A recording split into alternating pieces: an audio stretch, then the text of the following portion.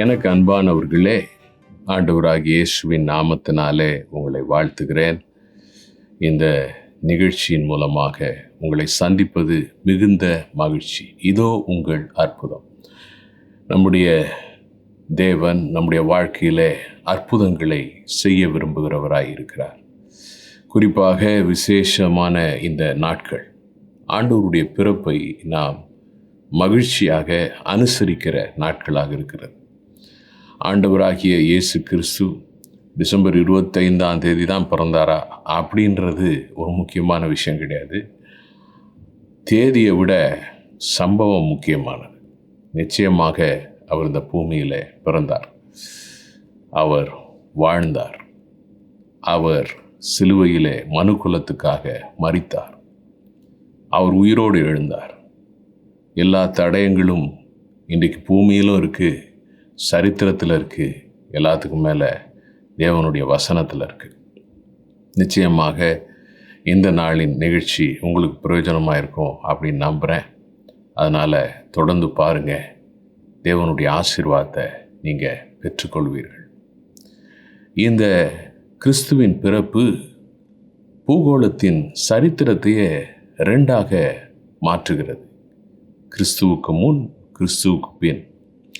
இன்றைக்கு ஆண்டவராகிய இயேசு ஒரு மனிதனுடைய வாழ்க்கையில் வரும் பொழுதும் அதான் நடக்குது. அதாவது அவனுடைய வாழ்க்கை ரெண்டாக பிரியுதுன்னு சொல்கிறத விட அவனுடைய வாழ்க்கையில் ஒரு புதிய ஆரம்பத்தை இயேசு கொடுக்கிறார். வேதம் சொல்லுகிறது, ஒருவன் கிறிஸ்துவுக்குள் இருந்தால் புது சிருஷ்டியாக இருக்கிறான், பழையவைகள் ஒழிந்து போயின, எல்லாம் புதிதாயின. ஒரு புதிய வாழ்க்கை, ஒரு புதிய ஆரம்பத்தை ஆண்டவர் கொடுக்குறார். எவ்வளோ சந்தோஷமான விஷயம் பாருங்கள். இந்த உலகத்தில் கிறிஸ்துவின் பிறப்பை மிகவும் சந்தோஷமாக, சிறப்பாக உலகம் முழுவதும் அனுசரிக்கிறார்கள். ஆனால் அதனுடைய முக்கியமான விஷயம், அதனுடைய மைய கருத்து, எதுக்காக அவர் பிறந்தார், அதனால் நம்முடைய வாழ்க்கையில் அவர் என்ன செய்கிறார், அதான் இன்றைக்கி நம்ம பார்க்கணும். லூக்கா 2ஆம் அதிகாரத்தில் 8 முதல் 11 வசனங்களை வாசிக்க விரும்புகிறேன். அப்பொழுது அந்த நாட்டிலே மேய்ப்பர்கள் வயல்வெளியில் தங்கி ராத்திரியிலே தங்கள் மந்தையை காத்து கொண்டிருந்தார்கள். அவ்வேளையில் கர்த்தருடைய தூதன் அவர்களிடத்தில் வந்து நின்றான். கர்த்தருடைய மகிமை அவர்களை சுற்றிலும் பிரகாசித்தது. அவர்கள் மிகவும் பயந்தார்கள். தேவதூதன் அவர்களை நோக்கி, பயப்படாதிருங்கள், இதோ எல்லா ஜனத்திற்கும் மிகுந்த சந்தோஷத்தை உண்டாக்கும் நற்செய்தியை உங்களுக்கு அறிவிக்கிறேன். இன்று கர்த்தராகிய கிறிஸ்து என்னும் இரட்சகர் உங்களுக்கு தாவீதின் ஊரிலே பிறந்திருக்கிறார். இந்த இடத்துல நாம் ஒரு முக்கியமான கிறிஸ்து பிறப்பின் சம்பவத்தில் இருக்கிற ஒரு பகுதியை பார்க்கிறோம். ஆண்டவராகிய இயேசு கிறிஸ்துவின் வளர்ப்பு தகப்பன் யோசேப்பு, அவருடைய தாய் மரியாள். இந்த மரியாள் பரிசுத்த ஆவியினாலே கர்ப்பம் தரித்தார்கள். யோசேப்பு, மரியாள் இவங்க நாசரத்தில் இருந்தாங்க. ஏன்னா நாசரத்தில் தான் அவர் வேலை செஞ்சிட்டு இருந்தார், தச்சனாக. அப்போ அந்த காலங்களில் ரோம பேரரசு உலகத்தை ஆண்டு கொண்டிருந்தது, ரோமன் எம்பையர். அதில் சக்கரவர்த்தியாக அகஸ்துராய் என்றிருந்தார். இதெல்லாம் அங்கே முன்னாடி சொல்லப்பட்டிருக்கு, சரித்திரத்திலும் இருக்குது. அதனால் இது கதையோ காவியமோ கிடையாது, இது சத்தியம். அப்போ அவர் ஒரு சட்டத்தை போடுறாரு. எல்லாரும் வந்து அவங்க சொந்த ஊருக்கு போய் ஜனத்தொகை, மக்கள் தொகை கணக்கெடுப்பு செய்யணும். யோசேப்பு யூதா வம்சத்தில் இருந்ததுனால அவர் சொந்த ஊர் தாவீதின் ஊருக்கு பெத்லகேமுக்கு வர்றார். எல்லாரும் அவங்கவுங்க ஊருக்கு வர்றதுனால ரொம்ப க்ரௌடு, சத்திரத்தில் ஹோட்டலில் இடம் இல்லை. அப்போ ஒரு முன்னணையில் தான், அதாவது மிருகங்கள், ஆடு மாடு இதுக்கெல்லாம் ஒரு ஷெட் இருக்கும்ல, அதுக்கு உணவு கொடுக்கறதுக்கு அங்கே தான் மரியாள் கிறிஸ்துவை பெற்றெடுக்கிறாங்க. அப்போ இந்த செய்தியை சொல்லும்படியாக ஒரு தூதன் கடந்து வருகிறார். இந்த காலத்தில் வயல்வெளியில் காலையில் மேய்ப்பர்கள் ஆடுகளை மேய்ப்பாங்க. இரவு எல்லாத்தையும் கூட்டி வச்சு விழிச்சிருந்து பாதுகாப்பாங்க. ஏன்னா சிங்கமோ ஓனாயோ வந்து மிருகங்கள் சாப்பிட்டு விடாதபடிக்கு ஒரு எச்சரிப்பில் தான் இருப்பாங்க பாருங்கள். அப்போ தான் தூதன் வர்றார். உடனே இவங்க பயந்தார்கள், மிகவும் பயந்தார்கள் சொல்லுது. அதாவது இந்த பயம் அப்படின்றது ஒரு பயங்கரமான உணர்வு. இதில் 2 விதமான பயம் இருக்குது. சாதக பயம், உதாரணமாக அது நல்ல பயம், எச்சரிக்கை உணர்வு அப்படின்னு சொல்லலாம். ஒரு மாணவனுக்கு கொஞ்சமாவது பயம் இருந்தால் தான் நல்லா படிக்கணும், நல்லா வரணும்னு சொல்லிட்டு ஒரு எச்சரிக்கை உணர்வு இருந்தால் தான் அவன் படித்து பரீட்சையில் நல்லா வருவான். எதை குறித்து எனக்கு கவலை இல்லை அப்படின்னு நினைக்கிறவங்களுக்கு கஷ்டம்தான். சாலையில் வண்டி எடுத்துகிட்டு போகும்போது ஒரு எச்சரிக்கை உணர்வு வேணும், சாதக பயம். இல்லை ரேஷாக ஓட்டினா ஆபத்தானது. சாதக பயம் நல்லது. ஆனால் பாதக பயம்னு ஒன்று இருக்குது, எதிர்மறையான ஒரு உணர்வு. அது பார்த்திங்கன்னா ஒரு மனுஷனை பாதிக்கிறதாக இருக்கிறது. உதாரணமாக ரொம்ப எதுக்கெடுத்தாலும் பயப்படுற ஒரு சுபாவம் இருந்துச்சுன்னா, ஒரு மாணவனே எடுத்துப்போம். ஐயோ பரீட்சை நம்மளால் முடியுமா இப்படியே பயந்துட்டு இருந்தாருன்னா சொல்லுவாங்க சிலர், நல்லா படிச்சுட்டு போனேன் சார், ஆனால் கொஸ்டின் பேப்பரை பார்த்த உடனே மனசில் இருக்கிறதெல்லாம் மறைஞ்சிருச்சு, வெள்ளத்தாள் மாதிரி மைண்டு வந்து அப்படியே பிளாங்க் ஆயிடுச்சு. பாதகமான பயம், எதிர்காலத்தை குறித்த பயம், என்ன ஆயிருமோ அப்படின்ற பயம், இந்த பிரச்சனை தீருமா தீராதா பயம். அப்போ இது பாதகமான பயம். ஆனால் இந்த தூதன் வந்து நின்று அவங்கள பார்த்து சொல்கிற முதல் காரியமே பயப்படாதிருங்கள். நான் ஒரு நல்ல வார்த்தை பாருங்கள். இன்றைக்கி இந்த நிகழ்ச்சியை பார்க்குற உங்களுக்கும் கர்த்தரை தான் சொல்ல விரும்புகிறார். பயப்படாத மகனே, பயப்படாத மகளே, பயப்படாதீங்கன்னு சொல்கிறார். இது மிகவும் அருமையான ஒரு வார்த்தை மாத்திரம் அல்ல, நமக்கு தைரியத்தை கொடுக்குற காரியமாக இருக்குது. உலகத்தில் பார்த்திங்கன்னா பயமுறுத்துறதுக்கே சிலர் இருப்பாங்க. அது மாத்திரமல்ல, சிலர் சில காரியங்களை பார்த்து பயந்துருக்கலாம், சில சம்பவங்களை கேட்டு பயந்துருக்கலாம், மருத்துவ அறிக்கைகளை கேட்டு இந்த வியாதியாக சுகமாகிறது கஷ்டம், ஒரு பயம், பலவிதமான காரியங்களை நினைத்து பயந்து கொண்டிருக்கலாம். வேதத்தில் பார்த்தீங்கன்னா கர்த்தர் ஒவ்வொரு முறையும் தம்முடைய ஜனங்களை பார்க்கும்போது, தம்முடைய மக்களோடு பேசும்போது, தன்னுடைய பிள்ளைகளோட உறவாடும்போது அவர் சொல்கிற வார்த்தை, ஏன் பயப்படாத.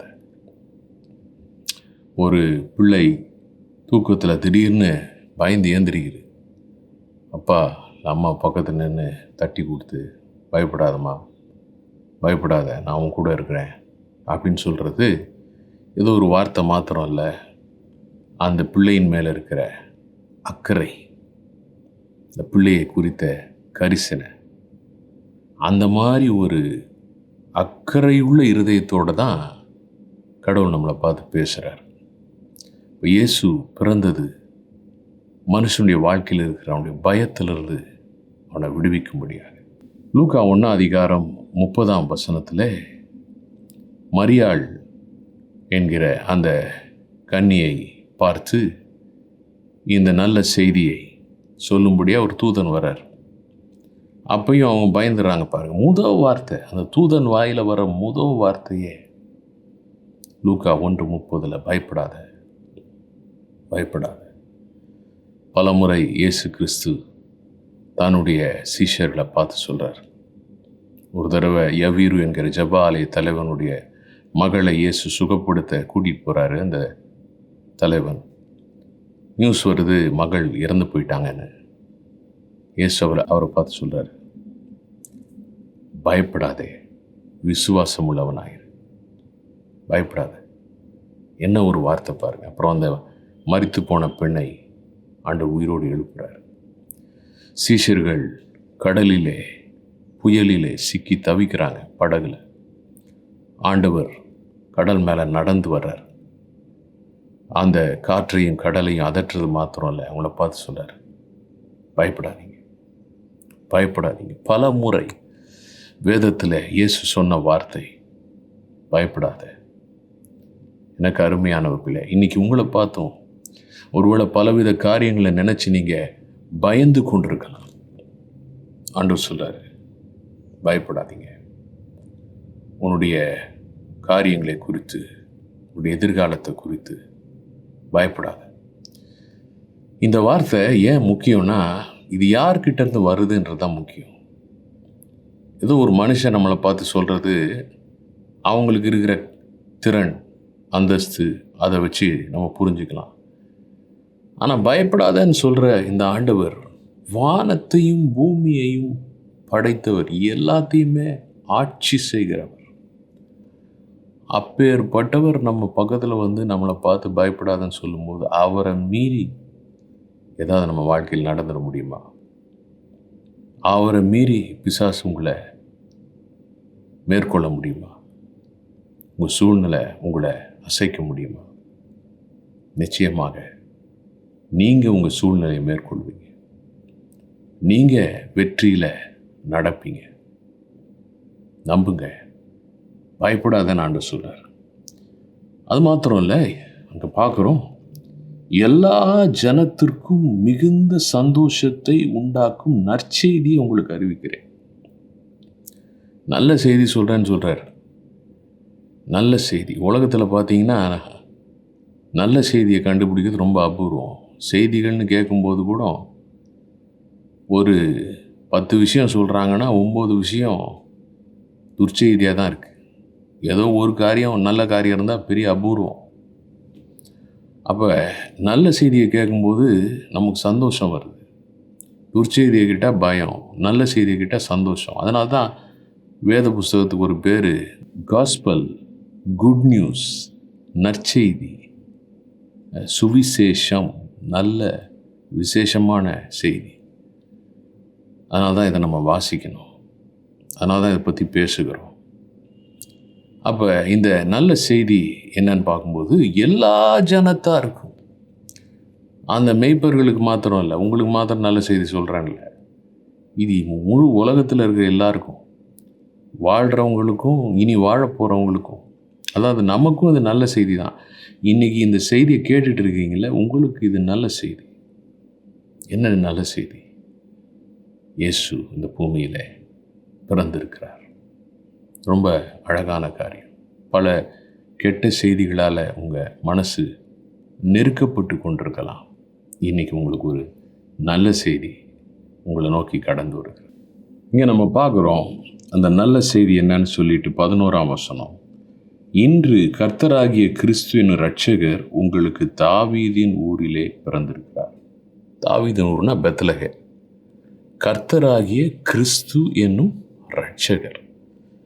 கிறிஸ்துனா மேசியா அல்லது உலகத்துக்கே ராஜா, அண்ட சராசரங்களுக்கு ராஜா, சிருஷ்டிப்பின் ராஜா, ராஜாக்களுக்கெல்லாம் ராஜா. அந்த ராஜா பிறந்திருக்கிறார் அப்படின்னு மாத்திரம் சொல்லலை பாருங்க. அப்படின்னு சொல்லியிருந்தா அவர் பெரிய ஆளுகை செய்கிறவர், அந்த நிலையில் தான் நம்ம புரிஞ்சுக்கணும். ஆனால் கிறிஸ்து என்னும் இரட்சகர். இரட்சகர்னா நம்ம தமிழில் சொல்லணுன்னா, பேசுகிற தமிழில் காப்பாற்றுறவர், ரட்சிக்கிறவர், மீட்கிறவர், காப்பாற்றுறவர், காப்பாற்றுகிறவர், காப்பாற்றும் தெய்வம் பிறந்திருக்கிறார். என்ன நல்ல வார்த்தை பாருங்கள். மெய்ப்பொருளை பார்த்து சொல்கிறார். ஏன்னா அவங்களுக்கு தெரியும் இந்த ஆடுகளை காப்பாற்றுறதுக்கு எவ்வளோ கஷ்டப்படுறோம் அப்படின்னு சொல்லிட்டு. அப்போ மனுஷனை காப்பாற்றுறதுக்கு அந்த காப்பாற்றும் தெய்வம், இந்த இஸ்ரவேல் ஜனங்களெல்லாம் அந்த மேசியாவுக்காக தான் அவர் வரதான் காத்திருந்தார்கள். ஏன்னா கடவுள் முன்னாடி சொல்லியிருந்தார், நான் இரட்சகரை அனுப்புவேன், ஒரு பாலகன் பிறந்தார், குமாரன் கொடுக்கப்பட்டார் அப்படின்னு சொல்லிட்டு அவரை பற்றி முன்னாடியே ஒரு கன்னிகை கர்ப்பவதியாகி குமாரனை பெறுவாள, அவருக்கு இம்மானுவேலுங்கிற பேர். இம்மானுவேல்னா தேவன் நம்மோடு இருக்கிறார், கடவுள் வருவார், நம்மளோடு இருப்பார், நம்மளை காப்பாற்றுவார், இப்படியெல்லாம் கடவுள் சொல்லியிருந்தார். அதனால் இன்றைக்கி ஏன் இது உங்களுக்கு நல்ல செய்தி, எனக்கு நல்ல செய்தினா, இந்த இரட்சகர் நமக்காக வந்தார். என்ன நல்ல காரியம் பாருங்கள். இந்த இரட்சகர் என்கிற வார்த்தைக்கு புதிய ஏற்பாடு கிரேக்க மொழியில் எழுதப்பட்டிருக்கிறது. அதுக்கு பல அர்த்தங்கள் உண்டு. முதலாவது, பாவத்தை மன்னிக்கிறவர். ஆண்டவராகிய இயேசு இந்த பூமியில் வந்து இதுக்காக வந்தார், பாவிகளை ரட்சிக்க கிறிஸ்து இயேசு உலகத்தில் வந்தார் அப்படின்னு பைபிள் சொல்லுது. ஆதாம் ஏவாள் அவங்க பாவம் செஞ்சாங்க, கீழ்ப்படியாமல் போனாங்க. அதனால் இந்த உலகத்துக்குள்ளார பாவம் வந்துச்சு. மனுஷனுக்கும் கடவுளுக்கும் இருக்கிற உறவு அருந்து போனது, மனிதருடைய ஆவி மரித்து போனது. அப்போ மனுஷனை அழிச்சிடாதபடி அவனை காப்பாற்றணும், அதுக்காக கடவுள் இந்த உலகத்தில் வர்றார். யோவான் 3:16, தேவன் தம்முடைய ஒரே குமாரனை விசுவாசிக்கிறவனோ அவன் கெட்டு போகாமல் அழிஞ்சு போயிடக்கூடாது, நித்திய ஜீவனை அடையும்படிக்கு அவரை தந்தருள் இவ்வளவாய் உலகத்தில் அன்பு கூர்ந்தார். அப்போ கடவுளே இந்த உலகத்துக்கு வந்தார், வார்த்தை மாம்சமாகி, யோவான் 1:14 வந்து என்ன செய்கிறார்னா, மனுஷனுடைய பாவத்தெல்லாம் தன்மேலே ஏற்றுக்கொண்டு அவர் சிலுவையில் அந்த தண்டனை, பாவத்துக்கான தண்டனை அனுபவிக்கிறார். அவர் நமக்காக உயிர் கொடுக்கிறார். அதனால தான் இயேசு கிறிஸ்துவை குறித்து வேதம் சொல்லுகிறது, அவர் உலகத்தின் பாவத்தை சுமந்து தீர்க்கிற தேவ ஆட்டுக்குட்டி. சுமக்கிறவர் மாத்திரம் அல்ல, பாவத்தை தீர்க்கிறவர். அப்போ நம்ம செய்த பாவங்கள் எல்லாத்தையும் அவர் சுமந்து சிலுவையில் தண்டனை ஏற்றுக்கொண்டு உயிர் கொடுத்து, ஆனால் அதோடு முடியல. அவர் சிலுவையில் மரித்ததோடு முடிஞ்சிருந்தா அவர் பலியாக இருப்பார், நம்ம பாவங்கள் அவரை நம்பும்போது மன்னிக்கப்பட்டிருக்கோம். ஆனால் அவர் உயிரோடு எழுந்தார் 3ஆம் நாளிலே. சரித்திரம் சான்று பகருகிறது.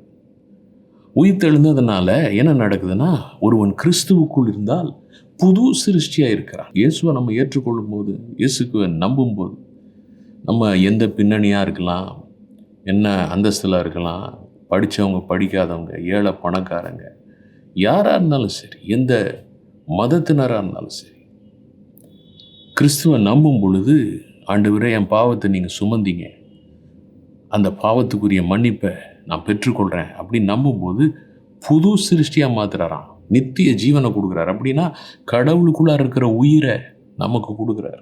இரட்சகன்ற வார்த்தைக்கு இன்னொரு அர்த்தம், நோய்களை சுகமாக்குகிறவர்.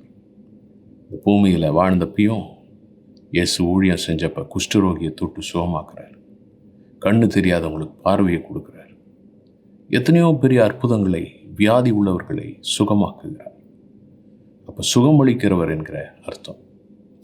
அடுத்தது, அவர் ஆசீர்வதிக்கிறவர், இல்லை தேவைகளை சந்திக்கிறவர். உங்களுடைய வாழ்க்கையில் பலவிதமான தேவைகளில் நீங்கள் இருக்கலாம், கடன்களில் இருக்கலாம், வேலை இல்லாத நிலையில் இருக்கலாம், பொருளாதார நெருக்கடியில் இருக்கலாம். இயேசுநாதர் ஒரு விசை 5 அப்பம் 2 மீனை பெருக செய்து 5000 புருஷர்கள் சாப்பிட வச்சார். 12 கூட மீதம் எடுத்தாங்க. அப்போ நம்முடைய பொருளாதார தேவைகளை சந்திக்கும் இரட்சகர் உங்களுக்கும் செய்வார். நோய்களை சுகமாக்கினவர் உங்கள் நோயையும் சுகமாக்குவார். அது மாத்திரமல்ல, இரட்சகர் வார்த்தையினுடைய அர்த்தம் அவர் ஆசீர்வதிக்கிறவர். அதாவது சாபம்லாம் இருக்கு இல்லைங்களா, பரம்பரை சாபம், வில்லி சூனிய வல்லமைகள், பிசாசின் கிரியைகள், இதிலிருந்தெல்லாம் விடுதலை செய்கிறவர், விடுவிக்கிறவர், ஆசீர்வதிக்கிறவர். கடைசியாக இரட்சகன்ற வார்த்தைக்கு அர்த்தம் ப்ரிசர்வ் பண்ணுகிறவர், அதாவது சமாதானத்தை கொடுக்கிறவர். உலகத்தில் முக்கியம் தானே சமாதானம். கலங்கி போயிருக்கிறவங்களுக்கு, குழம்பி போயிருக்கிறவங்களுக்கு, பயந்து போயிருக்கிறவங்களுக்கு சமாதானத்தை கொடுக்கிறவர். அன்னைக்கு அந்த மேய்ப்பர்கள் இதை கேட்டு போய் இயேசுவை பார்த்தாங்க, சந்தோஷம் அடைந்தார்கள். வசனம் சொல்லுது, அவங்க சந்தோஷம் அடைந்து அந்த செய்தியை குறித்து எல்லாரிடத்திலும் சொன்னார்களாம். கேட்டவர்கள் எல்லாம் ஆச்சரியப்பட்டார்கள் என்று சொல்லி பின்னாடி வசனங்கள் சொல்லுகிறது. ஆகையினால் இது மிகுந்த சந்தோஷத்தை உண்டாக்கும் நற்செய்தி. இதெல்லாம் ஏன் கடவுள் நமக்கு செய்கிறார்? இயேசுநாதர் இந்த பூமியில் பிறந்து ஏன் நமக்கு இந்த புது வாழ்க்கையை கொடுக்குறாரு? நோய்களை சுகமாக்குறாரு, பிசாசின் பிடியிலிருந்து விடுதலை கொடுக்குறாரு, நமக்கு சமாதானத்தை கொடுக்குறாரு, தேவைகளை சந்திக்கிறாரு, ஆசீர்வதிக்கிறார். ஏன்? ஒரே காரணம், அவர் நம்மை நேசிக்கிறார். 1 யோவான் 4 அதிகாரம் 17-18 வசனங்களில் வாசிக்கும்போது பயம் வேதனை உள்ள ஒரு காரியம். பயம் ரொம்ப கொடூரமான விஷயம். ஆனால் இந்த பயத்திலிருந்து விடுதலை செய்யும்படியாக கடவுள் தன்னுடைய அன்பை நமக்கு காண்பித்தார். 1 யோவான் 4 அதிகாரம் 10 வசனம் சொல்லுகிறது, அவர் நம்மிடத்தில் முந்தி அன்பு கூர்ந்தார். கடவுள் நம்மளை நேசித்தார். அந்த அன்பினால தான் பயத்தை விரட்டுறார். பூரண அன்பு பயத்தை புறம்பே தள்ளும். அதான் அந்த வசனங்கள் சொல்லுகிறது. பூரண அன்பு பயத்தை புறம்பே தள்ளும். இன்றைக்கி நீங்கள் இயேசுநாதரை விசுவாசிக்கும்போது, நீங்கள் யாராக இருந்தாலும் சரி, எந்த சூழ்நிலையில் இருந்தாலும் சரி, நீங்கள் செய்ய வேண்டியதெல்லாம், ஆண்டவரே நான் உங்களை நம்புகிறேன், எனக்காக இந்த உலகத்தில் வந்தீங்களே, உங்களை நம்புகிறேன் அப்படின்னு நம்பும்போது இயேசு கிறிஸ்து உங்கள் பயத்திலிருந்து, அது எப்பேற்பட்ட பயமாக இருக்கலாம், சில பயத்தில் இரவெல்லாம் தூக்கம் இல்லாமல் கஷ்டப்பட்டுட்டு வாழணுமா சாகணுமா அப்படின்ற நிலையில் கூட நீங்கள் இருக்கலாம். அந்த பயத்திலிருந்து விடுதலை செய்வார், புது வாழ்க்கை தருவார். உங்களுக்கு ஜெபிக்க விரும்புகிறேன். நான் சொல்கிற இந்த ஜெபத்தை எனக்கு பின்பாக முழு நம்பிக்கையோட வாய்விட்டு சொல்லுங்கள். அன்புள்ள தேவனே, நீர் எனக்காக இந்த உலகத்திலே வந்து இயேசு கிறிஸ்து என் பாவங்களுக்காக மரித்து 3ஆம் நாளில் உயிரோடு எழுந்ததற்காக நன்றி சொல்லுகிறேன். இயேசுவே, என் முழு மனதோடு உம்மை நம்புகிறேன். நீர் கொடுக்கிற உம்முடைய விடுதலையை நான் பெற்றுக்கொள்ளுகிறேன். ஆமென். இந்த வார்த்தைகளை நீங்கள் நம்பிக்கையோடு சொல்லியிருப்பீங்கன்னா நான் உங்களுக்கு நிச்சயமாக சொல்ல முடியும். கடவுளுடைய வார்த்தை சொல்லுது, கடவுள் உங்களை புது சிருஷ்டியாக மாற்றுறார். அப்படின்னா உங்கள் வாழ்க்கை புது வாழ்க்கையாக மாறுது. பழசெல்லாம், பழைய பாவங்கள் எல்லாத்தையும் மன்னிச்சிடுறார். புதிய ஆரம்பத்தை உங்களுக்கு கொடுக்குறார். இந்த தீர்மானத்தை நீங்கள் எடுத்ததுனால உங்களை நான் வாழ்த்துறேன், கங்க்ராச்சுலேஷன் சொல்கிறேன். நீங்கள் உங்கள் உள்ளத்தை திறந்து ஆண்டவரை நீங்கள் ஏற்றுக்கொண்டிருக்கிறீங்க. தொடர்ந்து நீங்கள் இந்த கடவுளுடைய அன்பை புரிந்து கொள்வதற்கு இந்த நிகழ்ச்சியை ஒவ்வொரு வாரம் பாருங்கள். முக்கியமாக யூடியூப்பில் எங்களுடைய யூடியூப் அட்ரஸ் இப்போ கொடுக்கப்பட்டிருக்கிறது. நீங்கள் சப்ஸ்கிரைப் பண்ணுங்கள். அதில் அநேக செய்திகள் இருக்கும், அநேக இப்படிப்பட்ட அற்புதமான வார்த்தைகள் இருக்கும், ஆராதனைகள் இருக்கும். ஜாயின் பண்ணிங்க. கர்த்தர் உங்களை ஆசீர்வதிப்பார். உங்களுக்காக ஜெபிக்கிறேன். ஆண்டவரே, இந்த நாளில் இந்த நிகழ்ச்சியை பார்த்த ஒவ்வொருவருக்காகவும் ஜெபிக்கிறேன். உம்மை விசுவாசிக்கும் ஒவ்வொருவர் வாழ்க்கையிலும் நீர் நன்மை செய்வீராக. பழையவைகள் ஒழிந்து போகட்டும். ஆண்டவரே, நோயோடு இருக்கிறவர்களுக்கு சுகம் தருவீராக. வியாதிகள் இயேசுவின் நாமத்தில் மறைவதாக. சாபக்கட்டுகள் இருக்கிறவர்களுக்கு, பிசாசின் கிரியைகள் இருக்கிறவர்களுக்கு இயேசுவின் நாமத்தில் விடுதலை உண்டாகட்டும். எத்தனையோ பேரை நீர் விடுதலை செய்திருக்கிறீர். இன்றைக்கும் இவர்களை விடுவிப்பீராக. கடன் பிரச்சனைகள், பொருளாதார நெருக்கடிகள், வேலை இல்லை என்கிற வேதனை, இவைகள் எல்லாவற்றுக்கும் ஒரு முற்றுப்புள்ளி இன்றைக்கு வருவதாக. எல்லாவற்றுக்கும் மேலாக உடைய உள்ளத்தில் இருக்கிற பயம், எதிர்கால பயம், எல்லா பயங்களையும் எடுத்து போட்டு உமது சமாதானத்தை தந்து, என் சமாதானத்தையே தருகிறேன்னு சொன்னீரே, தந்து நீர் அவர்களை ஆசீர்வதிப்பீராக. அப்படி செய்கிறதற்காய் கோடா கோடி நன்றி. ஆமென். கர்த்தர் உங்களை ஆசீர்வதிப்பார். ஒரு ரொம்ப நல்ல செய்தி வருகிற திங்கட்கிழமை எங்களுடைய YouTube channel Fountain of Compassion, இந்த எழுத்துக்களை நீங்கள் ஸ்க்ரீனில் பார்க்குறீங்க, அதை நோட் பண்ணி வச்சுங்க. நல்ல ஒரு துதி ஆராதனையை நாம் செய்ய போகிறோம். லைவ் ப்ரைஸ் அண்ட் வர்ஷிப், லைவாக துதி ஆராதனை. நீங்கள் அதை நேரத்தில் இணைந்து கொள்ளுங்கள். வருகிற திங்கட்கிழமை இரவு 9லேருந்து 10 மணி வரைக்கும் நீங்கள் எல்லாரும் சேர்ந்து கொள்ளுங்க. சேர்ந்து நமக்காக பிறந்த கிறிஸ்துவை நாம் துதி செய்வோம். பெரிய விடுதலை, பெரிய ஆசீர்வாதம் உங்களுக்கு இருக்கும். நீங்கள் தெரிஞ்சவங்களுக்கெல்லாம் சொல்லுங்கள். கர்த்தர் உங்களை ஆசீர்வதிப்பார். Blessed Christmas. அன்பான கிறிஸ்மஸ் வாழ்த்துக்கள்.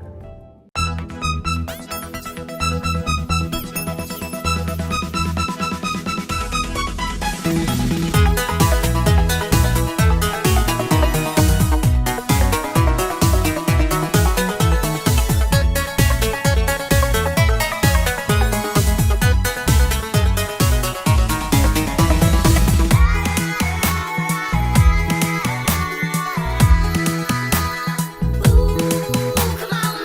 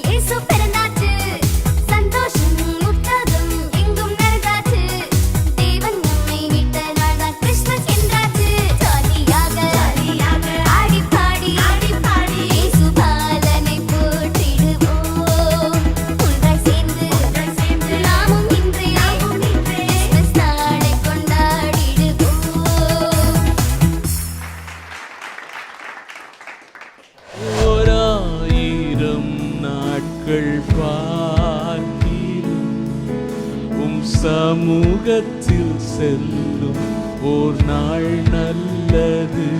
மறவேன் மறவேன் நீ செய்த நன்மைகள். துதிப்பேன் துதிப்பேன் முழு இதயத்தோடு.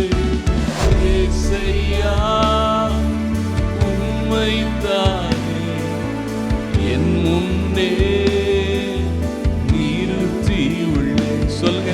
உயிரே ஆராதனை,